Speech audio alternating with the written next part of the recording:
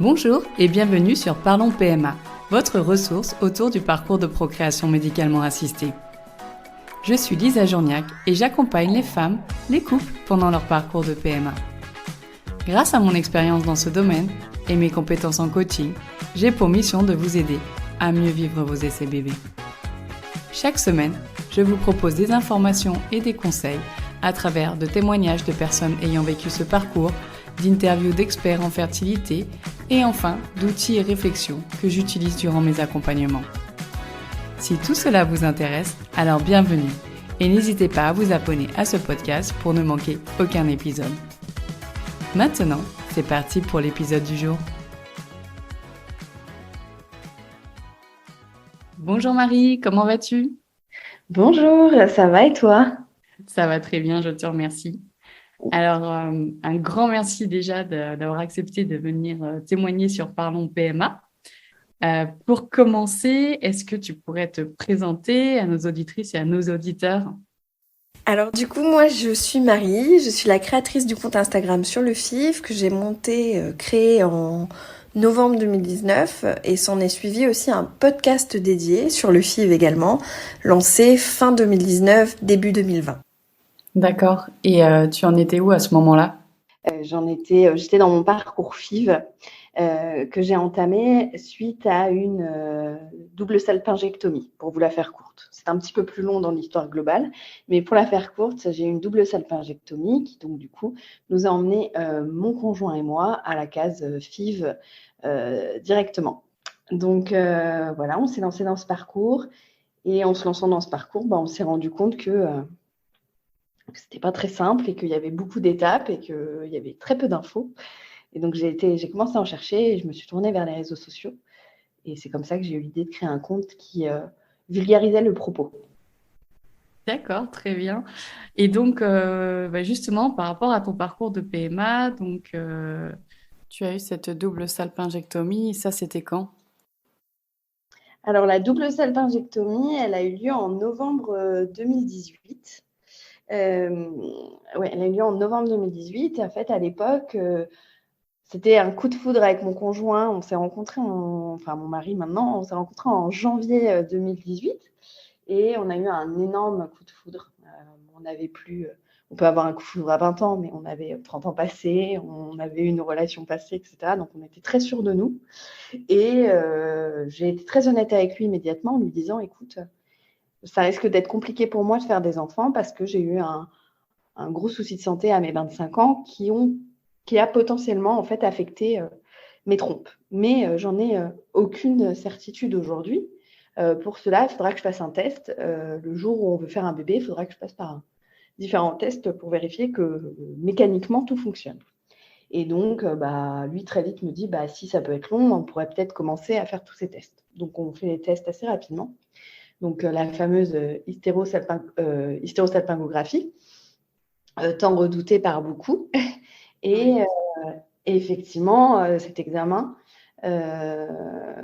revient avec un terrible constat, c'est que mes trompes sont clairement mortes, entre guillemets, enfin ne font plus du tout leur fonction. Il n'y a plus du tout de passage en fait. Donc clairement, il est impossible pour moi de tomber enceinte naturellement. Et au-delà de ça, elles me font terriblement souffrir parce que de mon souci de santé de mes 25 ans, il y a eu des adhérences, etc., qui se sont créées.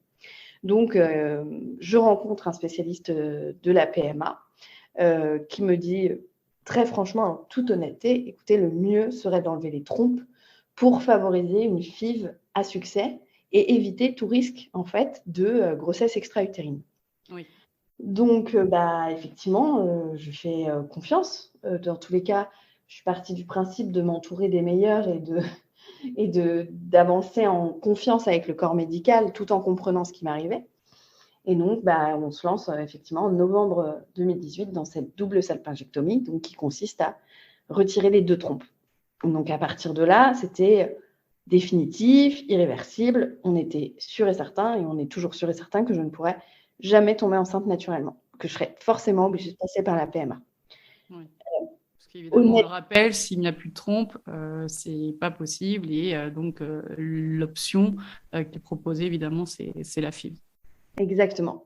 Parce qu'effectivement, le passage ne peut plus se faire correctement. Enfin, les infos, enfin tout ce qui est au niveau de la fécondation ne peut pas se faire correctement. Donc, par contre, j'ovule très bien, etc. Hein, je veux vite, parce que je sais que beaucoup pensent s'il n'y a pas de trompe, il n'y a plus d'ovulation. Non, c'est complètement indépendant. Pour le coup, c'est bien mes ovocytes. C'est juste, faut prendre mes ovocytes, le spermatozoïde de mon mari, et puis mettre au bon endroit au bon moment. Voilà, c'est tout bête. C'est-à-dire qu'on va faciliter la rencontre et c'est vrai que si effectivement on n'a plus les trompes et que les spermatozoïdes et les ovocytes se rencontrent à ce moment-là, c'est ce qui en fait empêche que ça fonctionne de manière naturelle et c'est pour ça que la FIV va être une bonne option en fait, dans ces cas-là.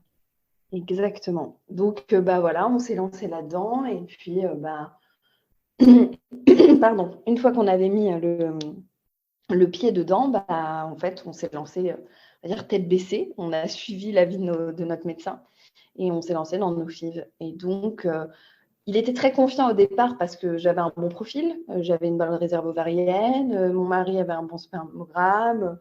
En vrai, pour lui, c'était une formalité. Ça devrait se passer assez bien. Et puis, ma première récolte est assez bonne. J'ai 4J5 de très, très bonne qualité, donc on est content. À l'époque, moi, j'avoue que ça ne me parle pas trop. Je ne sais pas si c'est bien, pas bien, mais je me dis, ah, ça a l'air cool. Ça a l'air bien, il a l'air content. Bon, s'il est content, je suis contente. Et puis, on enchaîne les transferts et négatif sur négatif. Je ne perds pas espoir. Je me dis, bon, c'est bizarre. Il m'avait dit que ce serait assez simple. Bon, après, il y a peut-être le temps que le corps comprenne ce qu'on lui dit. Il faut peut-être ajuster les traitements. Puis, dans tous les cas, on dit toujours que les FIV, c'est long. Donc, je ne dramatise pas des masses. Je me dis, ça va aller. Puis, j'ai un mari extraordinaire qui m'accompagne avec toujours le mot pour me faire rire, le mot pour me faire sourire. Et c'est comme ça qu'on enchaîne, qu'on passe finalement à la deuxième FIV. Qui, pour le coup, a été... c'est fou, hein, mais ça paraît complètement fou, mais c'est comme si la PMA, quand on a fini un cycle, on oublie déjà ce qui s'est passé dedans. Je ne sais pas si ça le fait à tout le monde. Moi, j'ai beaucoup de mal à retenir les dates, par exemple. Là, je vous dis pour ma double salpingectomie, mais pour le reste, j'ai du mal à me dire ma FIV 1, elle était de telle date à telle date, ma FIV 2, elle était de telle date. Ça m'a pas traumatisée, heureusement. Je ne suis pas restée bloquée dans des dates très fixes. Je sais juste, il me semble que c'était sur ma FIV 2 que le Covid est tombé. Et ça a été un peu plus dur psychologiquement parce qu'ils ont fermé tous les labos, toutes les cliniques, etc. Donc, du jour au lendemain, on n'avait plus accès à nos soins, on n'avait plus accès à nos fonctions, on n'avait plus accès à rien, quoi. Donc, on nous a laissé un peu en stand-by avec nos chutes d'hormones, etc. Donc, c'était extrêmement compliqué. Même si on était apte à comprendre que c'était pas un choix de leur part et que c'était national et que c'était faire face à une crise, hein, mais ça a été très compliqué à gérer. Surtout qu'on n'avait pas de date de fin. Enfin, on ne savait pas quand est-ce que ça allait reprendre. Et ça, je pense que honnêtement, c'est assez bien le résumé de la PMA en règle générale. C'est que c'est plus dur, c'est de ne pas savoir quand est-ce que ça va finir. Le côté de l'incertitude, en fait, de dire, souvent on entend, on sait quand ça commence, mais on ne sait pas quand ça se termine, en fait. Et c'est ce côté-là. Et du coup, avec le Covid ajouté par-dessus, j'imagine que ça a dû être un moment qui était compliqué, que tu as dû vivre et probablement peut-être d'autres personnes, d'autres femmes qui nous écoutent ou couples qui sont passés par là également à ce moment-là. Je pense que pour avoir beaucoup parlé avec d'autres femmes dans ce parcours, c'est vrai que c'était compliqué pour tout le monde. Parce qu'en plus, du coup, on a une espèce... déjà, il y a une très grosse solidarité autour de la PMA, il y a une grosse communauté, etc.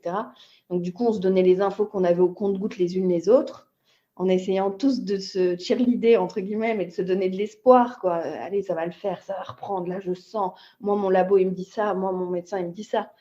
Et puis, en fait, ça durait, mais un peu comme le Covid lui-même, en fait. Au début, on s'est dit, on part pour 10 jours. Penses-tu, on y est resté quelques mois quand même, et voire des années en tout et pour tout. Donc, notre chance, c'est qu'il a fait très beau et que ça a aidé pour le moral. Et voilà. Et après, du coup, ça nous a permis aussi, ça a été peut-être un point positif dans tout ça, c'est que de ne pas avoir ça, ça nous permet de nous recentrer sur autre chose. Là où potentiellement, on s'est lancé un peu tête baissée dans un projet, on peut de nouveau prendre conscience qu'il existe autre chose que la PMA dans nos vies et qu'on peut de nouveau prendre plaisir à faire d'autres choses, se projeter sur d'autres projets, etc. Oui, c'est Donc, ça, parce que c'est vrai que souvent, effectivement, quand tu rentres un petit peu dans la spirale de la PMA, tu enchaînes les traitements et c'est vrai qu'il y a beaucoup de choses qui sont concentrées là-dessus, en fait, et tu perds un petit peu ce qu'il y a tout autour. D'ailleurs, c'est un des challenges du parcours, je crois, en tout cas, moi, je le vois avec les femmes que j'accompagne et c'est vrai que peut-être que dans votre cas, effectivement, ça a été un point un peu positif et que ça a été un peu comme une bouffée d'oxygène alors qu'on était pendant le Covid, mais euh, de faire le point et puis de faire d'autres choses ensemble aussi en couple. complètement, complètement. On a pu se concentrer sur notre mariage, qui a lui aussi été annulé et reporté. Mais voilà, ça nous a donné l'occasion de nous concentrer sur d'autres choses, se refocaliser sur l'importance de nos amis, de voyager, d'avoir des projets de couple au-delà de projets de famille. Parce qu'en fait, il y a vite fait de se perdre, même en tant que couple, dans ce parcours, parce qu'on donne tellement, je pense tout particulièrement à la femme, on donne tellement notre énergie à construire, à faire ses traitements, à subir ses traitements, à voir son corps changer, etc., qu'on a vite fait de regarder notre nombril très souvent, et c'est totalement légitime, je le pense, hein, mais il faut savoir de temps en temps enlever ses œillères et se dire le monde continue de tourner.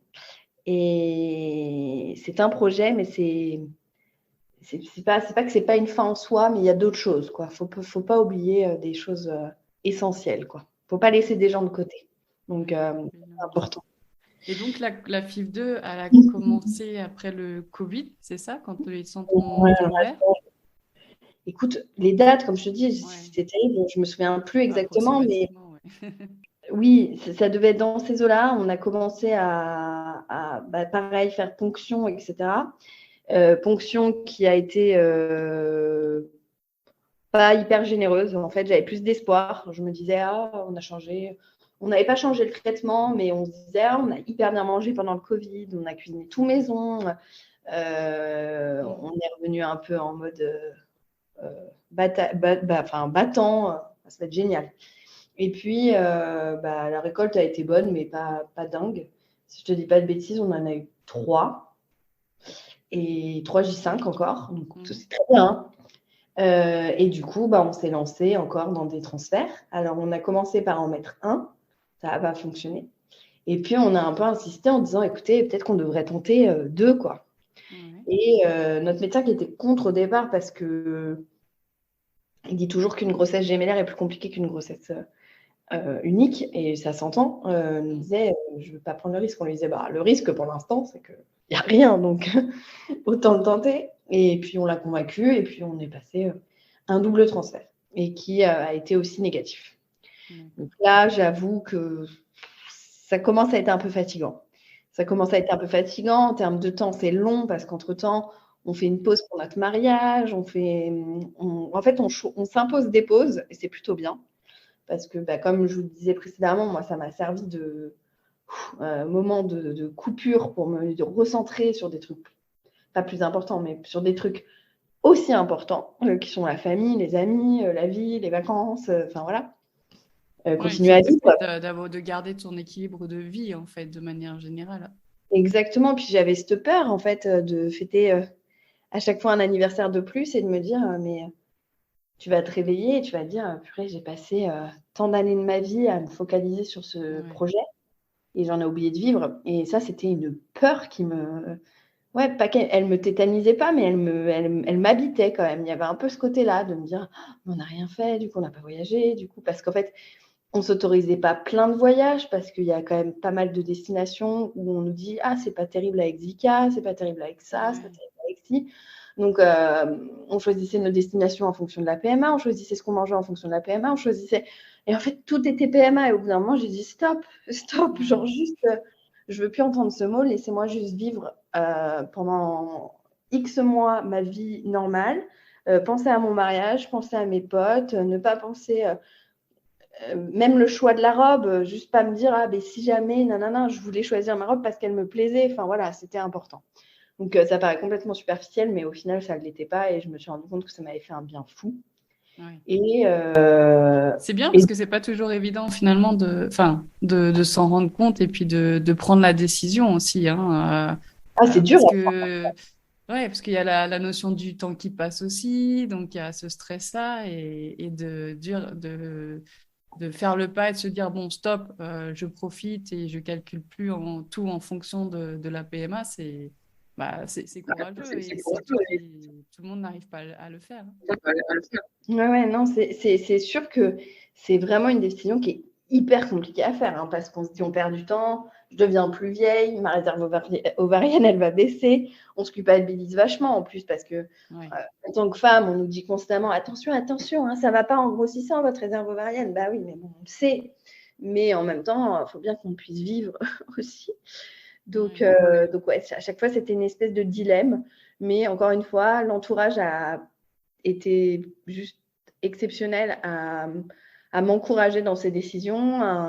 Un mari qui était complètement aligné avec mes choix, mes parents qui étaient complètement alignés avec l'idée qu'il fallait que je prenne du temps pour moi. Donc, ça ne faisait que m'encourager dans mes choix, quoi. Donc ça, Ouais, c'était tu as de la chance parce que c'est vrai que tout le monde n'a pas un soutien voilà, comme ça, infaillible autour de soi pendant le parcours. Et c'est vrai que ce que tu dis, ce soutien des amis, de la famille, de ton conjoint, de ton mari maintenant, c'est un réel atout dans ce parcours, je crois. Bah, c'est pour ça que j'ai fait le choix dès le début. Bah, je pense que dès notre premier rendez-vous, en fait, avec ce spécialiste de la procréation médicalement assistée, et je me suis dit, il faut que j'en parle à mes proches. Bon, de toute façon, tout le monde était au courant du souci de santé que j'avais eu à mes 25 ans. Et Ouais. donc, tout le monde savait que, bon, ça serait sans doute très compliqué pour moi d'avoir un enfant. Après, tout le monde ne s'attendait pas à ce qu'au bout de quelques mois de relation avec ce qu'allait devenir mon futur mari, je me lance dans la PMA. Donc, on en a parlé immédiatement en me disant on préfère prendre, mais c'est une philosophie qu'on a encore aujourd'hui dans la vie, c'est on prend les devants et puis on verra si on se lance, mais on prend les devants, on prend le maximum d'informations et puis on verra. Puis c'est avéré que du coup, de leur en parler, on a complètement désacralisé le sujet, on est complètement à l'aise avec le fait de leur parler de toutes les étapes du parcours, de nos réussites, de nos échecs. On n'a rien caché. Il y a une fois, je ne sais plus sur quelle FIV, j'ai voulu leur cacher, persuadée que c'était la bonne. J'étais persuadée d'être enceinte. Et donc, on leur a caché et ça a été la pire fois de tous les essais parce que je ne sais pas cacher un secret. De base, je suis nulle. Si j'achète un cadeau d'anniversaire à quelqu'un un mois à l'avance, j'ai envie de lui donner un mois à l'avance. Donc, cacher un secret, je suis la plus nulle pour ça et d'autant plus quand c'est des gens que j'aime profondément et avec qui j'ai envie de partager tous mes doutes, mes peurs, mes peines. Enfin, voilà.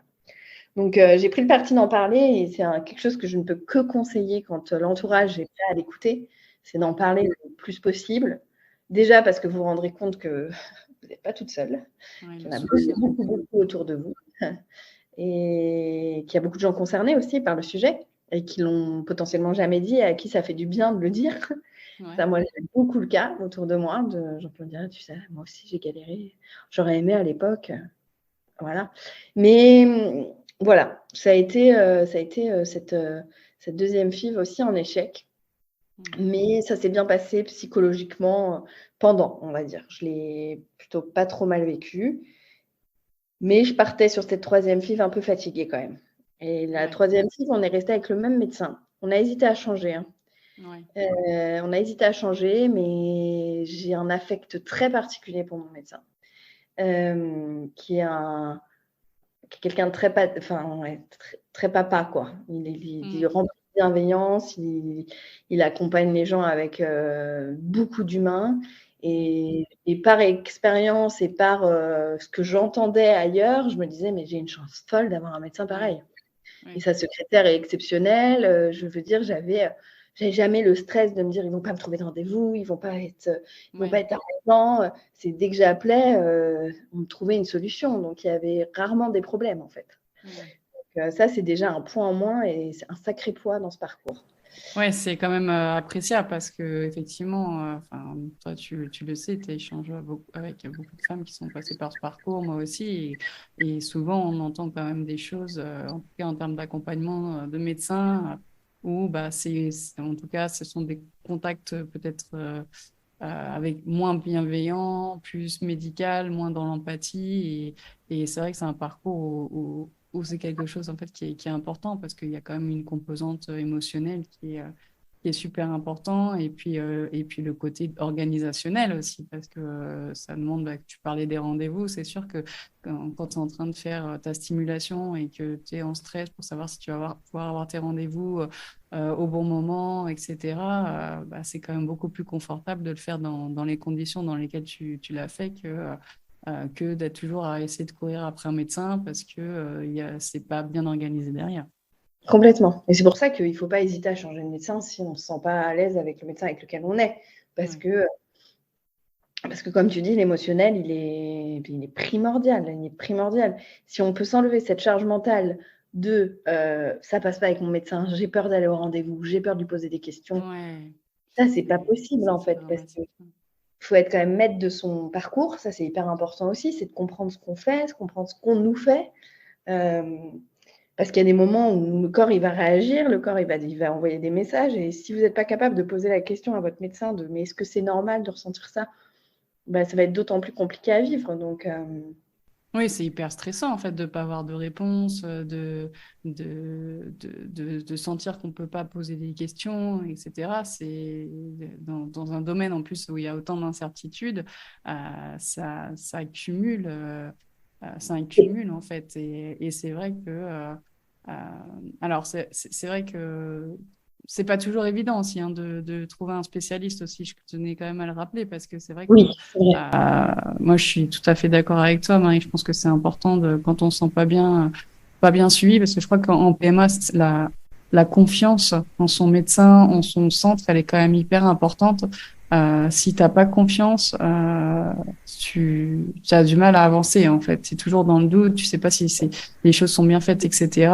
Et psychologiquement, c'est quand même compliqué. Alors, c'est vrai que bah, si vous avez la possibilité de changer, que ça se passe pas bien et d'aller ailleurs, que vous êtes dans une région où vous avez accès facilement à un autre centre, un autre médecin, parce que c'est vrai qu'en France, il y a quand même des déserts médicaux et des endroits où c'est plus compliqué aussi.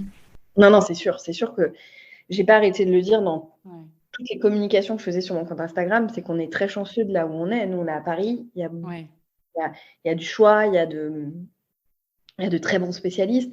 Donc, c'est vrai que je me sens très chanceuse de ce point de vue-là. Et puis, on a beaucoup de labos, on a beaucoup de solutions, ouais, même les week-ends. Je sais que c'est beaucoup plus simple que dans certaines régions de France. Et puis, je pense aussi au schéma du couple. Hein. On est un schéma, on va dire, hétéronormé et du coup hyper simple, où on n'a pas 15 000 freins pour avoir accès à nos soins. Voilà, je pense à tous ces couples de maman solo, de maman-maman, de ouais, papa-papa dans un cas de GPA. Mais voilà, je pense à tous ces autres couples qui ont d'autant plus de freins que nous. Donc, je me suis estimée toujours très chanceuse de vivre ce parcours de manière aussi fluide. Parce que ouais. honnêtement, à part une fois une embrouille avec justement un médecin qui était chargé de me faire mes échos, parce que mon médecin étant assez réputé, il ne faisait pas toutes les échos non plus. Hein, il fallait qu'il puisse Mhm. aider d'autres femmes, et c'était tout à son honneur. À part, ouais, et du coup, cette femme, vraiment, c'est pas du tout passé. À part ça, honnêtement, dans le parcours, j'ai pas de moments de clash, de trucs très compliqués, de pétage de plomb contre un labo. Non, pas du tout. Pas du tout. Ouais.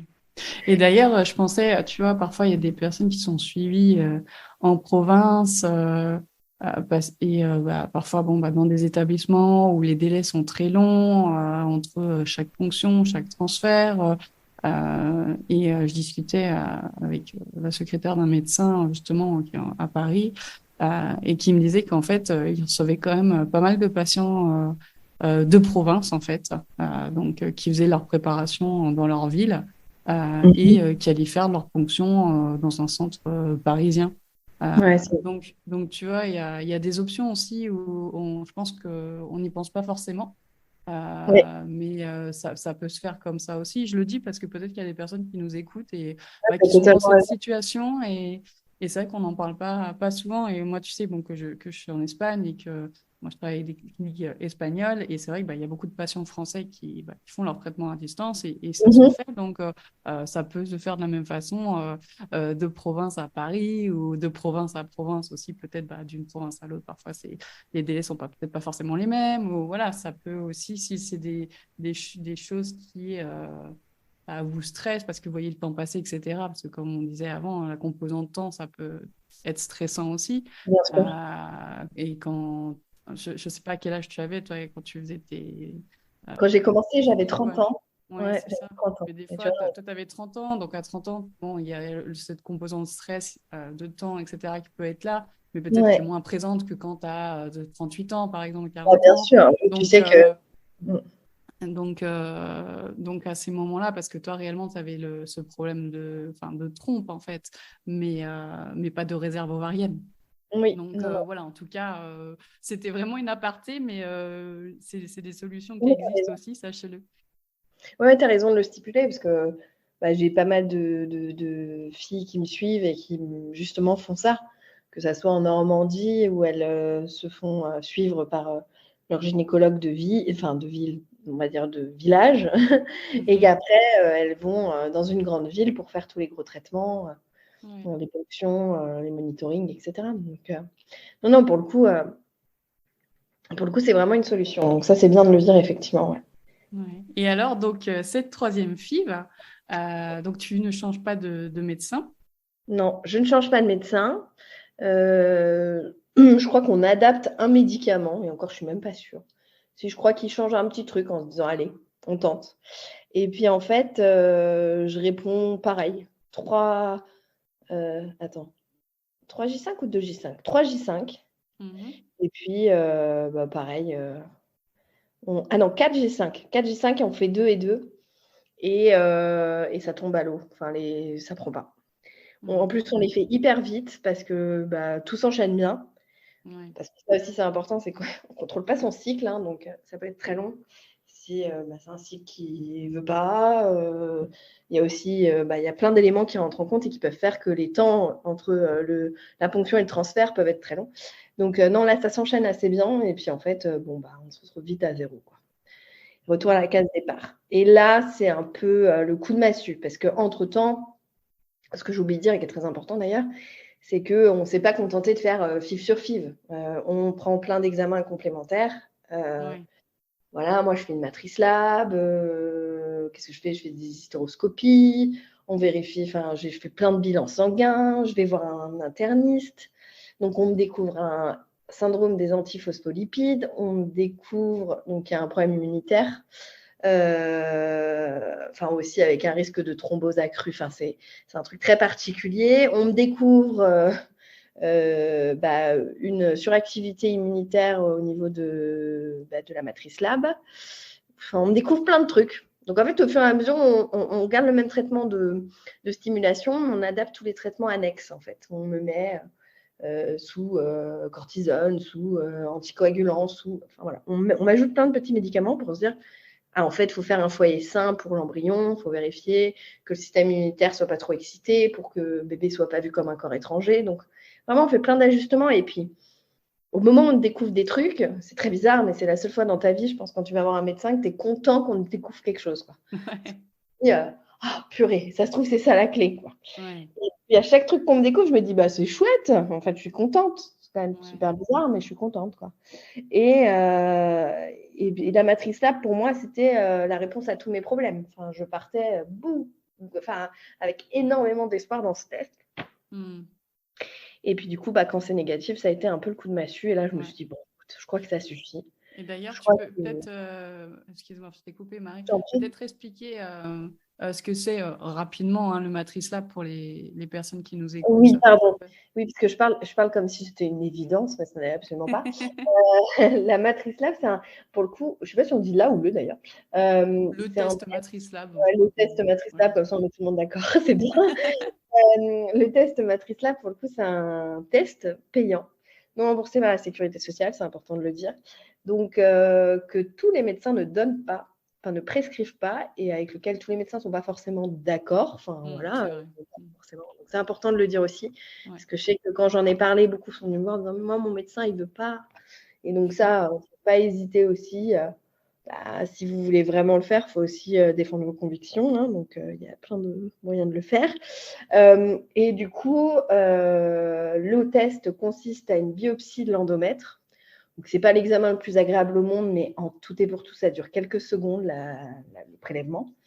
Et ils vont étudier, en fait, le système immunitaire de l'endomètre, vérifier s'il est plutôt sous-actif, équilibré ou suractif. Et en fonction de ça, ça permet de savoir, en fait, si l'endomètre est prêt à recevoir un embryon dans des bonnes conditions. Et il y a des traitements qui sont adaptés. Ouais, il y a un protocole en parallèle Voilà. qui est adapté selon le résultat suite à la biopsie. Exactement. Mais ça encore, c'est un test qui nous prend un cycle, voire 2. Ouais. Parce que on va prendre un traitement pour faire comme une stimulation lambda classique. On va faire en sorte de créer un bon cycle, de faire épaissir l'endomètre, tout ce qu'on fait en PMA.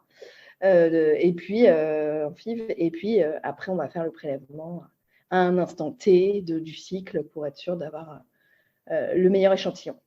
Donc voilà. Donc ça, c'est pour le coup, c'est un test qui est fait en France. Enfin, ils le font en France. Et il y a d'autres tests. Hein. Pour le coup, toi, en Espagne, vous en avez beaucoup plus. Ouais. Donc, il y nous, en a un particulier qui s'appelle le test TERA, qui ouais. est un test J'en parlerai de parce fenêtre d'implantation. Voilà. Ouais, il fait partie de ma 4e FIV, lui. D'accord. Peut-être que ça va nous permettre de rebondir justement sur belle transition, Lisa. Bah ouais, du coup, 4e FIV. Là, je dois le dire, c'est important aussi, hein, parce que sous mes airs ultra optimistes tout le temps, bon, je l'ai été. Hein, je pense que j'ai été très optimiste et très positive. Franchement, sur 4 ans et quelques de parcours, je l'ai été 3 ans 98. Voilà. Mais il y a 0,2% où j'ai eu envie de tout claquer et de dire non, mais là, j'en ai marre, on ne trouve pas de solution. Moi, je vieillis, j'ai envie de ce bébé. Je ne veux plus me priver de ma vie. Encore une fois, il y avait un côté très je veux avancer, quoi. Parce que j'avais l'impression d'attendre quelque chose, mais sans savoir quand est-ce qu'il allait arriver. Donc, c'était compliqué. Donc, j'ai dit, allez, je me tourne vers l'Espagne. C'est décidé, j'arrête la France. Et c'était une conversation commune avec mon médecin qui m'avait suivi pendant les 3 premières FIV et qui, lui non plus, n'avait plus de réponse. Et même la directrice du labo de la clinique dans laquelle j'étais suivie m'avait reçu en rendez-vous et m'avait dit, écoutez, là, j'avoue qu'on ne comprend pas, en fait. Enfin, vous avez pas vraiment d'explication. Ouais, en fait, c'est mécaniquement, on comprend. On sait qu'il faut passer par une FIV, mais tout le reste fonctionne. Donc là, vraiment, on est dans le flou le plus artistique possible. Et on ne veut pas vous épuiser et on ne peut pas vous apporter les bonnes réponses, nous, aujourd'hui, avec les moyens qu'on nous donne en France. Et donc, elle m'explique qu'en Espagne, il existe le test de diagnostic préimplantatoire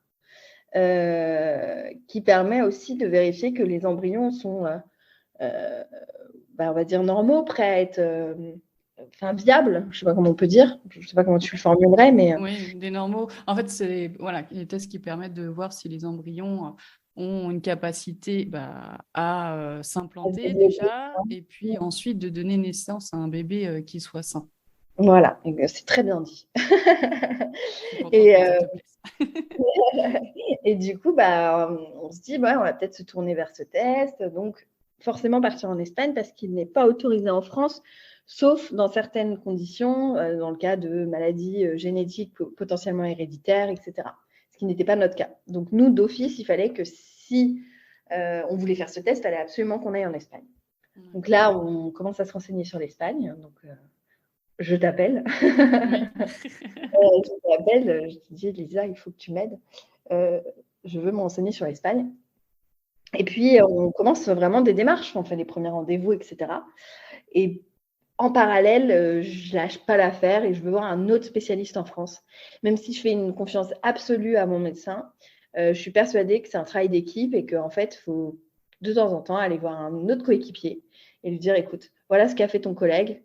Ce serait bien qu'on complète, on peut le faire ensemble. Et donc, je vais consulter un des grands pontes de la PMA. avec qui j'ai un rendez-vous très rapidement grâce à des contacts. Il faut aussi dire ça, ça marche comme ça. C'est terrible, mais ça marche comme ça. Et je le rencontre et lui me dit, mais pourquoi vous voulez partir en Espagne? On a une 4e fille, vous êtes jeune, on va la continuer. Alors j'étais contente déjà, j'étais redevenue jeune parce que j'avais l'impression de vieillir à vue d'œil avec ce parcours. Donc là, j'étais redevenue plutôt jeune. Il a été très honnête avec moi en me disant, on fait cette 4e FIV et il fait, et pour moi, typiquement, vu, entre guillemets, le peu d'embryons, il sait que c'est bien, hein, mais c'est pas énorme. J'en ai pas 8, 10, etc. Il me dit, il n'était pas trop pour la DPI. Il se disait, enfin pour le DPI du coup. Il Le disait, diagnostic préimplantatoire. ouais, il dit, on va pas en tester, on va perdre du temps à tester vos embryons pour qu'au final, il en reste potentiellement 0, etc. Il voulait tester en France avec moi et il me disait, et après, malheureusement, pas malheureusement d'ailleurs, hein, c'est une autre solution, mais c'est quand même un deuil à faire. Il me dit, moi, je serais plus d'avis, vu votre âge, votre envie, le temps que vous avez déjà passé, de passer directement par un don d'ovocytes.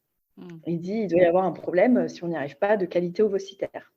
Ouais. Donc on se dit, bon, bah ok, j'accepte la nouvelle. C'est ce qui aurait permis, en fait, finalement, peut-être de regarder le diagnostic préimplantatoire. Mais bon, je pense que tu vas peut-être parler aussi de, finalement, pourquoi tu as fait ce choix. Ouais. Bah, du coup, Anticiper, effectivement. Non, mais pour le coup, effectivement, il a été très cash. Il est connu pour ça. Mais c'était exactement ce dont j'avais besoin à ce moment-là. C'est-à-dire que je voulais savoir qu'est-ce qu'on pouvait me proposer au jour J et c'était quoi la suite si ça ne fonctionnait pas. Et j'avais mon plan en tête. Le chemin de vos sites, il était déjà fait dans ma tête parce que c'est quelque chose dont on parle de manière assez régulière quand tu commences à enchaîner les tentatives. La directrice du laboratoire du centre PMA où j'étais suivie m'en avait parlé aussi. Donc, c'était déjà processé. On va dire que je ne suis pas tombée des nues, genre quoi, mais attends, non. Donc, j'avais fait ce deuil de ma génétique, entre guillemets. J'étais prête, en tout cas, à le faire.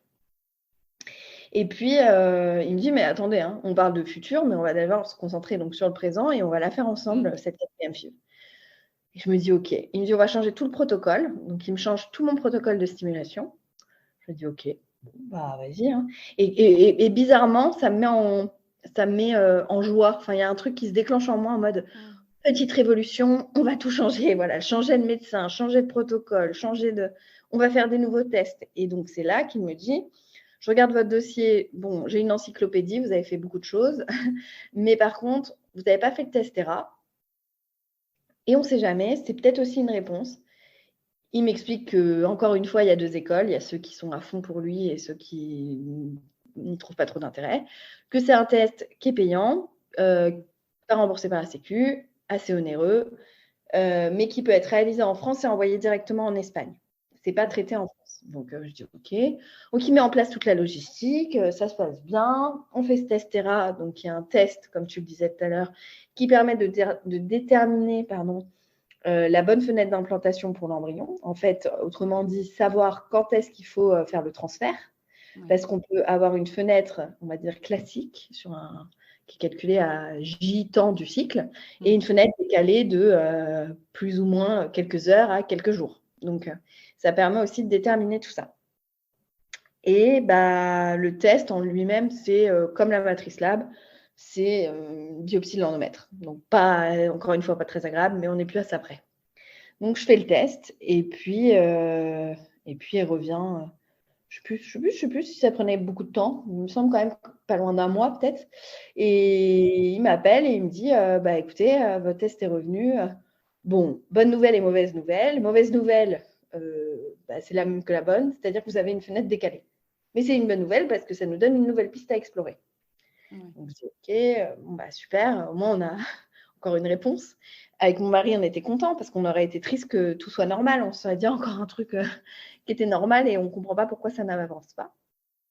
Et Ouais, donc, ça du permet coup, d'avoir un peu finalement des pistes aussi, parce que surtout quand exactement, dans des cas comme le tien, où finalement on te dit bah tout est OK, sur la troisième film, bon, tu avais mis en place voilà, le protocole de Matrix Lab, etc. Mais bon, mm, mm, finalement, tu sais pas, t'as pas vraiment de réponse, tu sais pas ce qui se passe, tu sais pas où est le problème. Donc le fait de pratiquer des tests et puis bon, de voir qu'il y a des choses, de détecter des choses et de pouvoir essayer de les corriger, ça c'est motivant en fait parce que ça permet exactement. aussi de sentir que vous avancez et que vous vous en rapprochez en fait de ce bébé. C'est exactement ça. C'est porteur d'espoir, en fait. À chaque fois, on se dit, OK, là, c'est une marche en plus de gravie. On a réussi à passer cette étape. Ça nous a apporté une réponse. En gros, à chaque fois, on a une carte en plus à jouer, quoi. On se dit ça comme ça. On fait cette stimulation qui se passe honnêtement comme sur des roulettes, hyper rapide. Je réponds bien, tout se passe hyper bien. Franchement, bonheur absolu. Et on fait cette ponction, pareil, un jeu d'enfant. Et il y a 3 embryons qui ressortent en J5. Et la ponction était exceptionnelle. J'avais, je sais plus combien, peut-être 14 ou 10 ovocytes prélevés. Enfin, une belle, Ouais, belle c'est pas récolte. mal. Ouais, ouais. Bon, au final, ça me donne 3 J5. Je me dis, au moins, ils s'auto-trient. Il faut une sélection naturelle. J'aurais pas 15 000 faux espoirs. C'est bien. J'en ai 3. Vu que j'avais cette idée de quoi qu'il arrive, il faut aller en Espagne après si ça ne marche pas, j'étais contente de ne pas en avoir 1000 non plus. Je voulais vraiment me dire, allez, c'est la dernière, j'allais dire fournée, non, la dernière. Ouais, Dernière c'est ça. fournée, j'aime bien le terme. Pas d'autre mot, c'est une fournée, c'est mes petits beignets. C'est la dernière fournée de la FIV, donc en France. Donc prends-les et chouchoute-les. Ouais. Donc là, je mets en place un nouveau protocole pour le transfert. Donc, il me laisse me reposer un peu quand même, il est sympa. Et puis, je crois qu'il me laisse passer un bon cycle. Et puis, le cycle d'après, il me dit, alors, on va préparer pour le transfert, mais avec un nouveau protocole pour prendre en compte, effectivement, cette fenêtre d'implantation décalée. Donc, j'avais une fenêtre d'implantation décalée d'1 jour, donc il fait le nécessaire avec de la progestérone, etc., pour créer un cycle substitué qui va me permettre de effectivement faire le transfert au bon moment. Donc là, je prends un taquet de médicaments quand même. Je prends beaucoup, beaucoup de choses parce qu'entre le SAP, la matrice lab, l'ERA, enfin, honnêtement, je suis full hormone, quoi. Je suis une petite bombe à retardement. Je ne sais pas trop si un jour je vais péter un plomb, mais on sait que je suis une bombe à retardement. Mais ça va, mon mari ne me quitte pas, on reste en bon terme, tout va bien. Et on fait ce transfert. Et le transfert se passe très bien. Très, très bien. C'est pareil, première fois que je fais ce transfert avec ce médecin. Donc, il y a un truc un peu au niveau de l'affect qui est très bizarre parce que mon ancien médecin, on avait développé une relation hyper, oui, je sais pas, il y avait un truc, quoi. C'était mon papa, quoi. Il était très gentil avec moi, très. Et ce médecin est plus direct et il est moins dans l'affect, mais pour autant, il est quand même. Voilà, il faut juste savoir comment l'interpréter. Et du coup, je fais ce premier transfert avec lui et je n'ai pas d'intuition particulière. Je ne ressors pas en me disant ah, c'est la bonne. J'ai juste une vidéo où je nous filme avec mon mari et je dis bon, c'est la bonne, on y croit. Voilà, j'essaie de m'auto-convaincre, mais c'est fou parce qu'il s'avérera que c'est la bonne. Mais à ce moment-là, je ne le savais pas. Et s'en suivent les 10 jours d'attente les plus compliqués de ces 4 années passées. Je ne pourrais pas l'expliquer, mais ça a été les 10 jours les plus compliqués. J'ai pété un plomb. Alors, je ne sais pas si c'est vraiment tous les médicaments que j'avais, etc. Mais Ouais, je pleurais. contre-coup.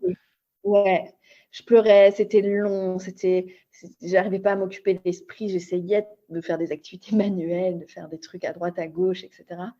Mais j'arrivais pas à penser à autre chose. Genre, mon cerveau était complètement focalisé sur le sujet, alors que les fois d'avant, j'arrivais un peu à continuer à vivre.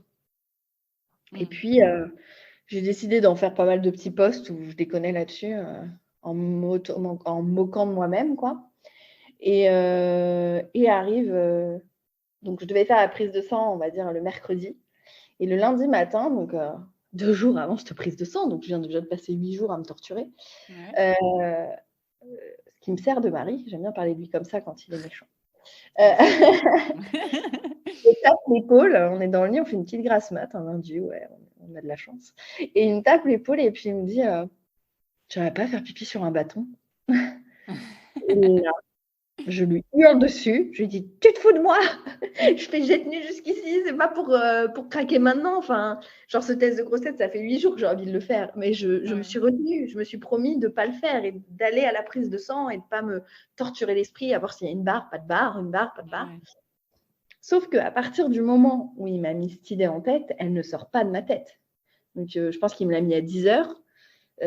À 10h05, même pas à 10h01, j'avais les pieds par terre et je faisais genre je vais faire pipi. Et, mais en lui disant, bien évidemment, pas en l'insultant, mais en lui gueulant dessus, en disant non, mais attends, tu crois quoi? Je vais attendre, j'attends mercredi. Non, mais ça va pas. Et je pars dans ma cachette secrète de tous mes tests de grossesse faire un test. Mais je le fais, mais avec une motivation d'huître. Je ne sais pas si les huîtres sont très motivées par nature, mais voilà. Je fais pipi sur difficile de leur demander, mais je fais pipi sur ce bâton, mais sans aucune conviction. Genre le pipi le plus pourri de l'histoire. C'est même pas mon premier pipi en plus. Donc je me dis, mais franchement, tu le fais juste pour lui faire plaisir et juste pour te dire à toi-même, pas de surprise, encore une fois, c'est négatif. Et donc, je prends ce test, je fais pipi et je le regarde, je pense, Normalement, il faut attendre 3 minutes. Je crois que je ne le regarde même pas dans la minute, quoi. Et là, je bug, mais complet, et je me rends compte qu'il y a 2 lignes, quoi. Ouais. Et j'avais jamais vu ça en fait. J'avais jamais vu de toute ma vie 2 lignes. Jamais été enceinte. C'est ce que je voulais te dire avant, c'est qu'en fait, en plus, sur tes autres FIV, il n'y a jamais eu d'implantation. Jamais. Parfois, il y a des biochimiques, mais là, non, je n'ai jamais eu d'accroche. J'ai toujours eu inférieur à 5 en prise de sang. J'ai jamais eu un test de grossesse positive. Jamais. Je ne savais même pas ce que ça pouvait procurer comme sensation. Je le voyais chez les autres, je trouvais ça extraordinaire. Ça me faisait pleurer chaque truc d'annonce de machin. Je trouvais ça extraordinaire. Même quand ça finissait mal, je me disais toujours c'est beau parce qu'il y a eu une accroche. Ouais. Et là, je bug complet, quoi. Mais vraiment, je bug et je fais la pire annonce parce qu'en fait, sur le coup, je me dis ah non, t'étais pas du tout prête. Alors du coup, je le cache dans mon t-shirt, puis dans mon pantalon, puis bon, je me dis quand même, je viens de pisser dessus, c'est pas très propre, mais bon, c'est pas grave. Et du coup, je le cache, je fais n'importe quoi. Et puis, je suis en mode attends, je vais lui préparer une boîte, attends, je vais l'annoncer comme ça. Je me vois dans un film américain, vous voyez, ou dans toutes ces vidéos Instagram incroyables où on annonce, c'est trop stylé.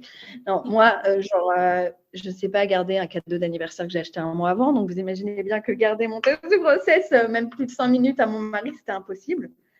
Et donc, j'arrive dans la chambre et il est allongé et il comate sur des vidéos Instagram, quoi. Et je me tortille comme une enfant, quoi.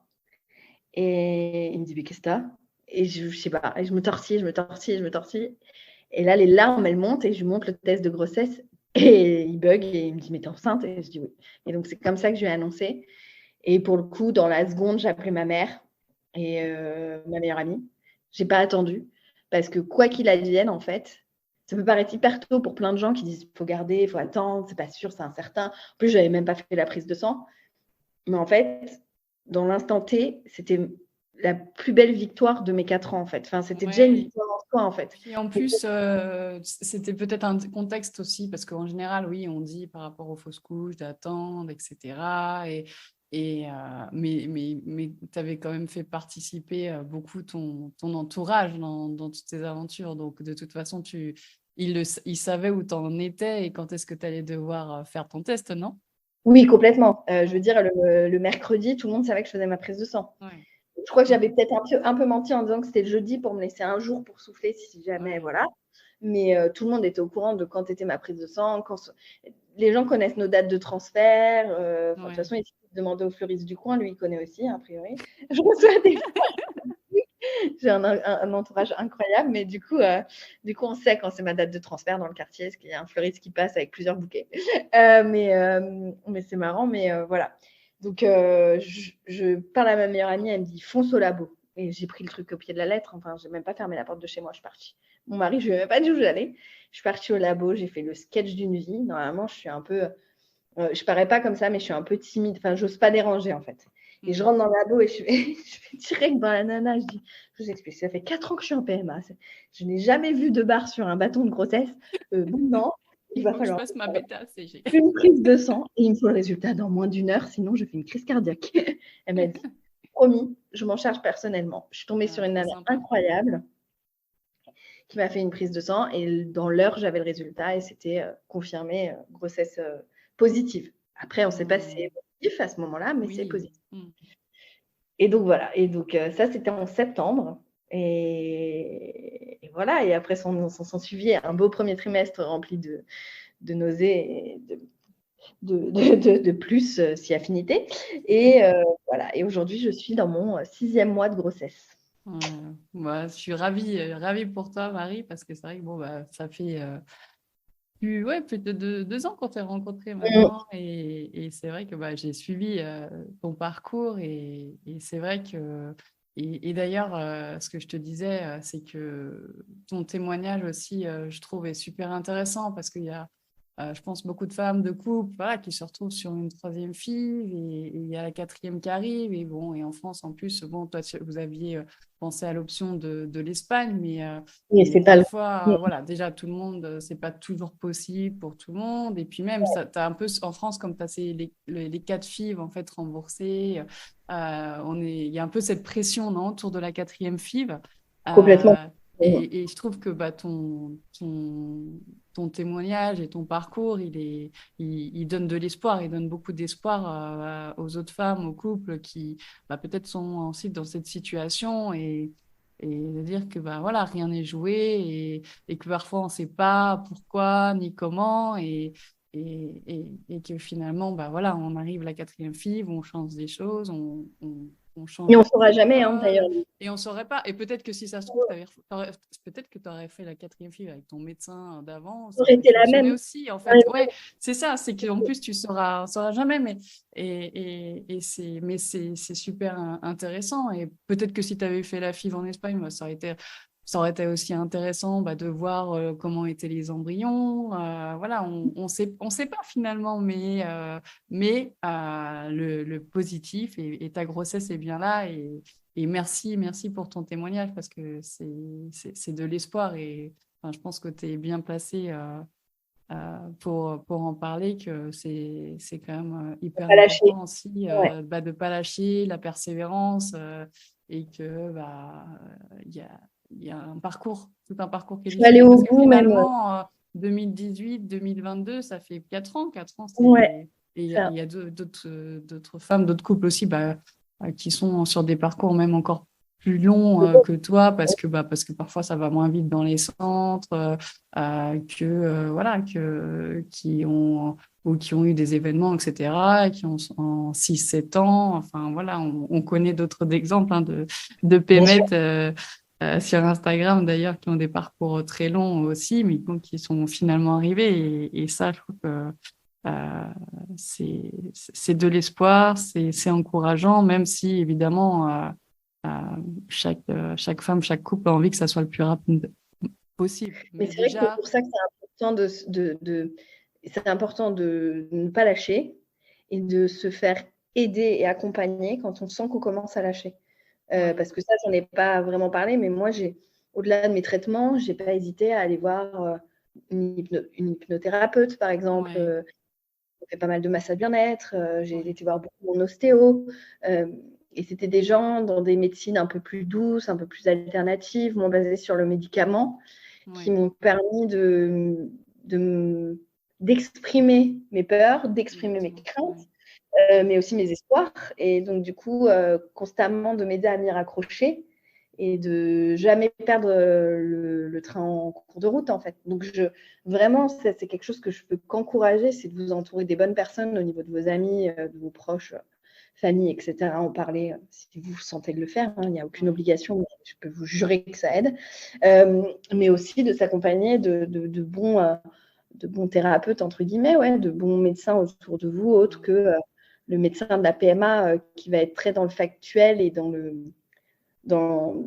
but de votre grossesse. Voilà. ouais. Être ouais, vraiment entouré de gens qui vont vous apporter un bien-être global. Ça, Oui, c'est oui, hyper important. c'est pas moi qui vais te, te Ah dire le oui, contraire. Mais c'est vrai que moi, ce que je dis toujours, c'est que Enfin, je pense qu'il ne faut pas hésiter. Alors, parfois, c'est difficile d'admettre qu'on a besoin peut-être d'une aide encore extérieure, en dehors de son entourage, Mm. sur le côté un peu émotionnel, bien-être. Mais comme je dis, il y a plein d'options, en fait. Voilà, il y a des femmes qui font, bah, voilà, il y a l'hypnose, il y a le yoga, il y a voilà, Mm. il y a des accompagnements. Voilà, moi, comme je fais où je tiens pas mal par la main, je rassure. J'aide à repartir avec la motivation, je porte aussi des infos, plein de choses, on travaille sur le côté émotionnel. Enfin, il y a plein de types en fait, d'accompagnement qui font du bien et qui aident à avancer dans le parcours parce qu'il y a des moments qui sont plus compliqués aussi que d'autres. Et parfois, l'entourage, toi, tu as eu la chance d'être super bien entourée, mais ce n'est pas le cas de tout le monde non plus. Parfois, il y a des femmes qui sont très seules aussi par rapport à ça. Parfois, bah, il y a une super communauté, mais on a besoin peut-être de prendre un peu de recul et de parler avec quelqu'un qui soit un peu plus déconnecté pour parler d'autres sujets ou, voilà, ou de rentrer dans des choses peut-être plus Complètement. personnelles. Voilà, donc, Mm. il y a plein de choses à faire et merci de le préciser parce que c'est vrai que parfois, il y a des femmes qui hésitent, qui se disent bah non, mais finalement, j'en ai pas trop besoin, etc.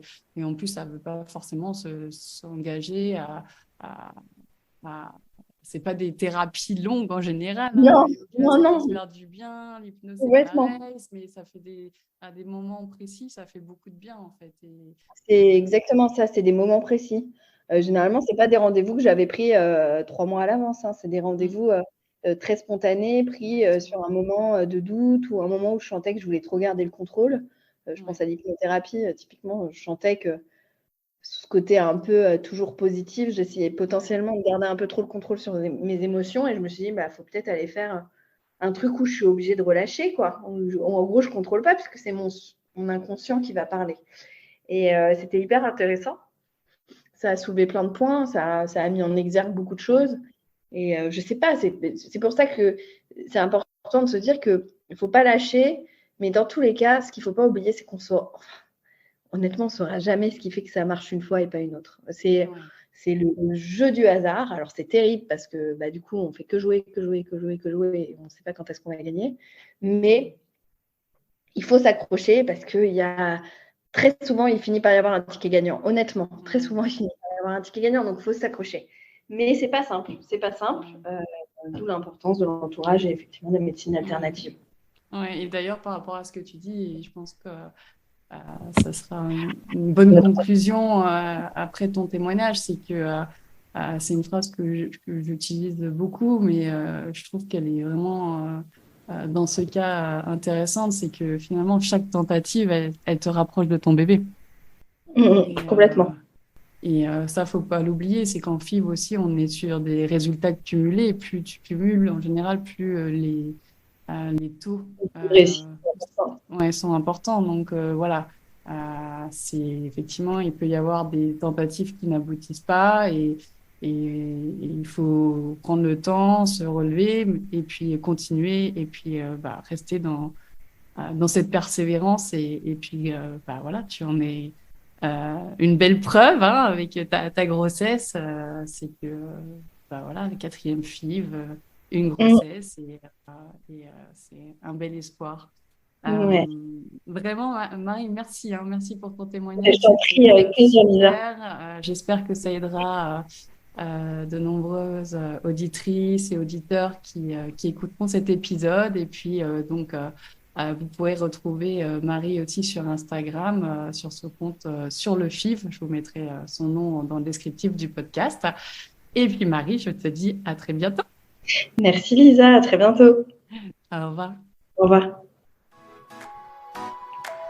J'espère que vous avez apprécié cet épisode de podcast.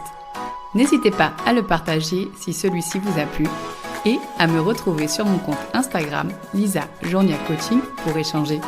À bientôt!